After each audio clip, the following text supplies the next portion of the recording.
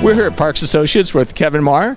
Kevin, you were just on a panel, and one of the things you talked about was the 80%. We're talking in the context of home security. Why don't you tell us about the 80% and what you meant by that? Yeah, what we're talking about is the smart home and the idea that 80% of the population can't afford the types of business models we've got in the market at the moment. If you look at the business model right now for the smart home, it's largely been taken over by security companies where what they've tried to do is use smart home technologies to layer home automation, energy management over the top of the old security model. A model that has successfully generated $30 to $50 a month per user. But because it's got a high subscription base and 3-year contracts and long-term tie-ins, it's got limited market penetration. 20% of people in the North American market have got enough disposable income. Now, the problem with layering smart home into that sector is fine. If you can get them to pay, there was a belief that you could grow that market from 20% to 40% because you're layering in more value. No, there's a limit to how many people will pay $30 to $50. You take it to $60 and $70, actually, you're not going to grow the 20%. You're just going to earn more money from that 20. I've been a firm believer that the opportunity in the smart home space is go to the 80%. Use the IoT, new technology, smart home to make homes safer, more easy to manage, more energy efficient, and take solutions to consumers that are simple, affordable and scalable, and don't charge them a monthly subscription. You know, give them, you can't expect a customer to buy something from you, for example, a door lock, and then pay, $30 a month to open and close the front door. That's just not going to work. So we've always believed, go out with a model where the base level services are free. And then if you add enough value over the top, yes, subscribe, give new services, and find out if consumers will subscribe to those services. But I'm talking $5 and $10. And my experience has always been that business model works. Customers buy in, they don't feel that they're tied to long-term contracts, and you get a high number of customers that will move from free services to subscription services. And out of that $10 a month, because you don't have high OPEX, rollout costs, engineers going round, the kits themselves are self-install, you get a lot more to your bottom line, but more sensibly, you're into an 80% of the population. Now, clearly not all 80% are going to, but you've suddenly got a huge pool, a huge market, and that's why retailers will I believe, become huge players in the smart home space. That's why I believe companies that come in, like insurance companies and so on. But I'm a little nervous about what's happened with service providers where they've focused on taking the age-old business model of security, layering over the top of the services they already provide, and then hoping to they already generate $150 from you and hope to get another 50. I'm not sure that will work. I think they'd be better to aim and offer consumers this different model, this different approach.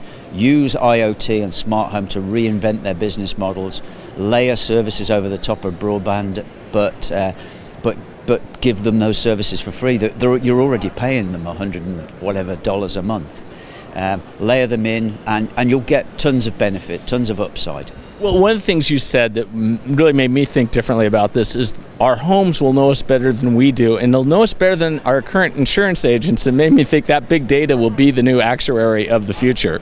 There's absolutely no doubt. Everything in the future is going to be about services, because every device is going to generate data. What you do with the data, how you turn that data into value, is going to be absolutely critical to future businesses. And to your point about actuarials, I think we'll see insurance companies come heavily into the smart home market, because when you think about it, they've spent their business is about data. They've gathered over centuries, literally centuries, data on you as consumers, us as consumers, the level of risk of different properties, different locations, geographically, because the weather conditions, the likelihood of tornadoes and so on, whether you live in a flood risk area. And they've got tons and tons of data. They actually have very little data about what goes on in the home, and some of that data actually is absolutely priceless when it comes to risk. Smart home is going to generate an absolute ton of data from the home. Now, the average company in the smart home space, in truth, will gather more data in 6 months from its customer base than insurance companies have managed to gather in 70 years. Now, for an insurance company's competitive advantage is those algorithms that have spent years developing. That advantage has just gone out the window. Yeah. I now know more about that customer, how they use the house, what devices they've got in the home, leak sensors, water shut-off valves, connected fire sensors, battery condition, the customer themselves, how often is the home occupied versus unoccupied.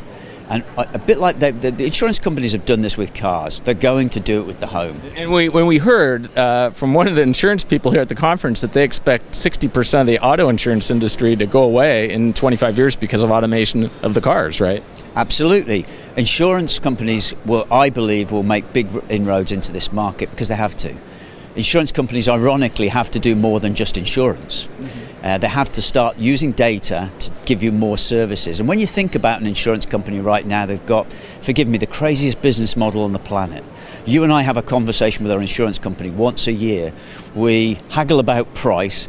Both of us put down the phone. Neither of us is happy. I think I'm still paying too much. You think, damn it, I've managed to knock $50 off.